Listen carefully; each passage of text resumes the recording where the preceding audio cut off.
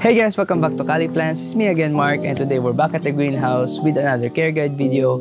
For this week's series, we're gonna be talking about Graptopetalum. So you might see here the Graptopetalums that I've prepared. And for this particular video, we're gonna be talking about this specific Graptopetalum, this Graptopetalum Mendozae. Now this is a very beautiful, very cute little succulent with little rosettes of rounded, thick leaves, and it's really pretty. It's got this gray-green color on its leaves, which probably turns pink as it becomes more stressed, and also its growth habit is upright. It grows up and then it trails down as it grows older, and along those stems it can produce several pups. So you can have probably 2 or 3 stems on your newly bought Mendozae, but as you make it grow, as it matures, you can expect it to become this really nice looking bushy type succulent. It has just a little touch of arena on its leaves, but it's not noticeable at all. And even if it doesn't have a lot of color, even if it doesn't look like purplish or pinkish, the shape of the leaves and the look of the rosette is really pretty, really adorable. So just so you know what we're going to talk about in this video, we're gonna go over this plant's origin, the description of this plant. Also, I'm gonna be sharing with you tips on its potting mix, sun exposure, and watering. And later on, we're gonna be talking about its propagation and the problems that you might have when it comes to these succulents. So please make sure to watch until the end of this video. Now for the first topic on its origin, this is actually first described by Glass and Chazaro in 1997, and they found this plant in northern Veracruz in Mexico. It actually a little bit related to our Graptopetalum paraguayense subspecies bernalense.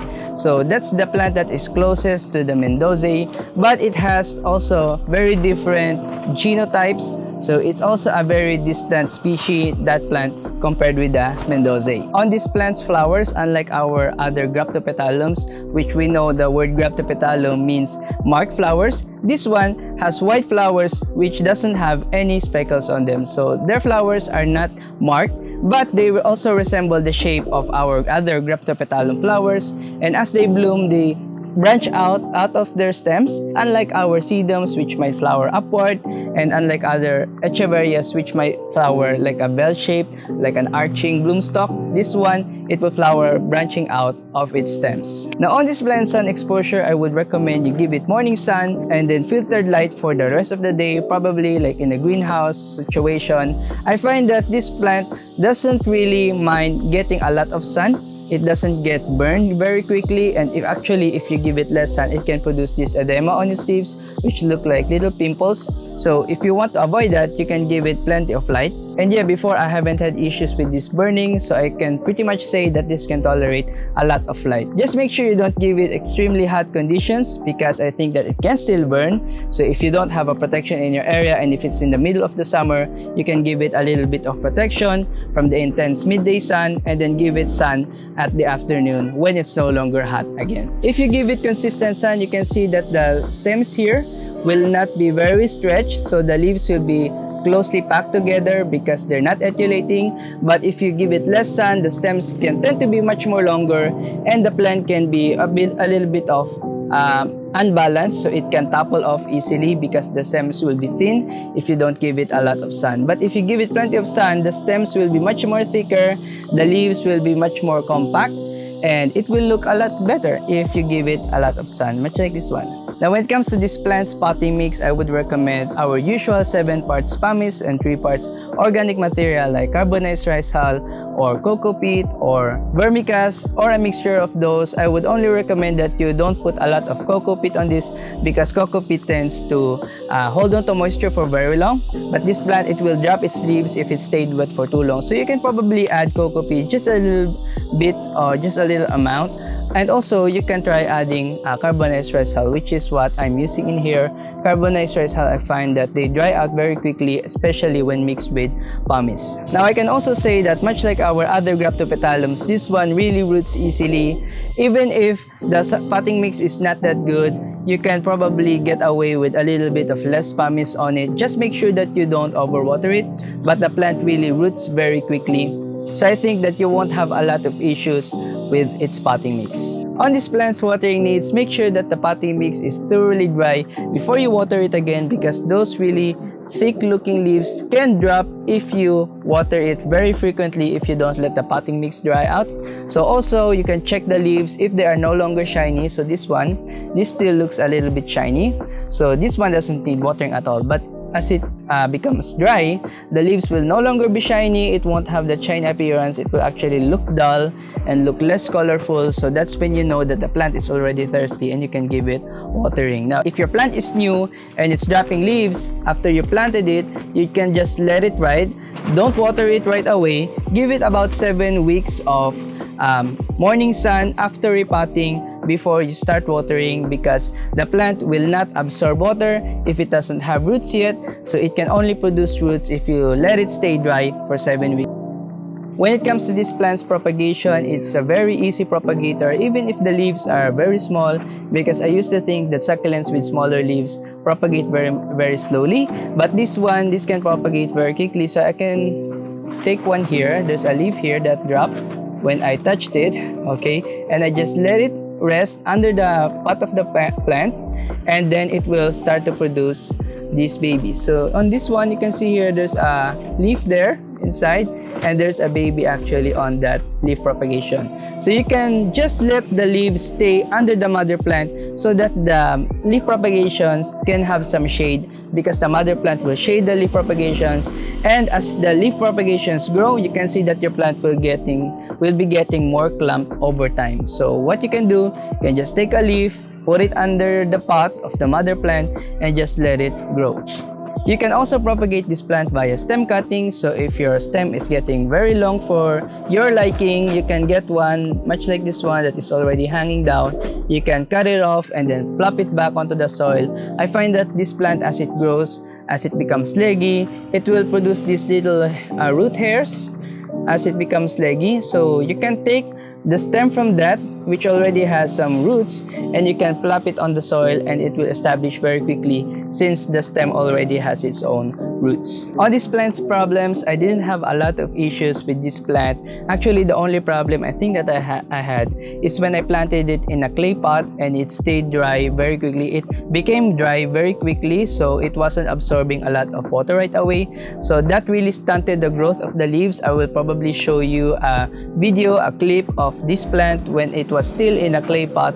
So it had slowed down its development because of the clay pot. So I would recommend that you use plastic pots on this, or probably ceramic pots, if you want the plant to retain a little bit of moisture and produce more growth, because if it dries very quickly, it will not produce a lot of growth. You might also have pest problems on this plant. You can have probably mealybugs, scale, or aphids, but I find that this plant is very resistant to that. It doesn't attract pests right away, probably if you neglect it, so it can probably attract pests. But if that happens, you can just add Starkel G to its potting mix. The Starkel G is a systemic insecticide. The plant will absorb it through its roots, and it will kill any insect that bites on the plant. So I would recommend Starkel G. I really had good success with that insecticide, but I find that that is not really necessary when it comes to growing this plant, because if you're one that really cares for your plant, if you don't neglect them very often, then they won't get much of a problem when it comes to pests, especially these Graptopetalums. Other problems you can have with this one is the dropping of the leaves. So that happens if you give it a little bit of less sun. So you can give it more sun if it's dropping leaves. And also you can try not watering it frequently, because overwatering can cause the dropping of the leaves. Other problems you can have with this plant is stem rot. Since this is a branching succulent, it's a clump forming succulent, it can tend to become very humid within those stems. So it can tend to become humid in there, and that humidity could attract fungus, and that could cause rot on your plants. So if you don't want getting rot on your plants, you can try removing the bottom dried leaves of the plant. So you can try cleaning that out so that it doesn't stay humid for very long. And also you can water this one during the colder parts of the day so that it won't attract rot, because fungus rot actually comes from very wet potting mixes, and then very hot temperatures. So if you water during the colder parts of the day, then the potting mix has a chance to dry out before it can attract fungus. So I find that good with my other succulents. I water them very early in the morning or very late at the night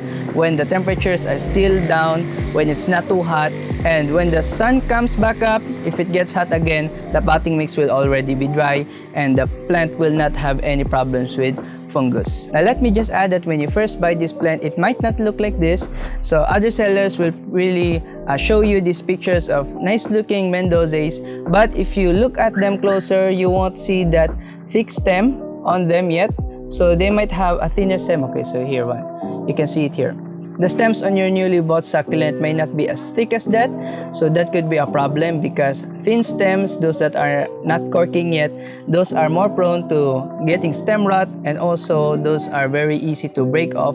So you have to be very careful when you first buy your Graptopetalum Mendozae. But as you make it mature, as it establishes on your area, on your new potting mix, the stem will get corking as well.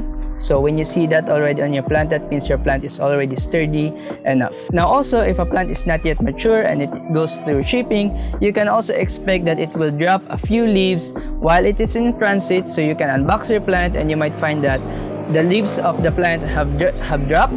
So that's just to be expected because since this is a small leaf succulent, and you can see that the connection of the leaf to the stem is very small, so it's really prone to leaf dropping. So you have to be careful while unboxing this plant, and you can give it morning sun already after unboxing it so that no more leaves will be dropping off, so that the leaves will hold on to your stem. Now overall, this is a really cute, really adorable, easy to care for succulent. I haven't had a lot of issues with it.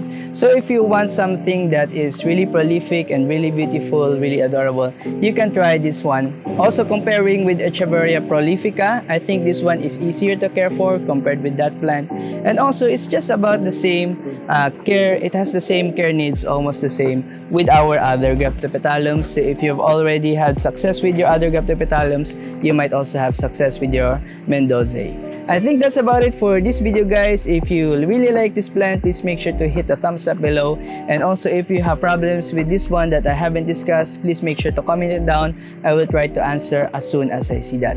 And that's about it for this video, guys. I will see you on the next one. Bye bye.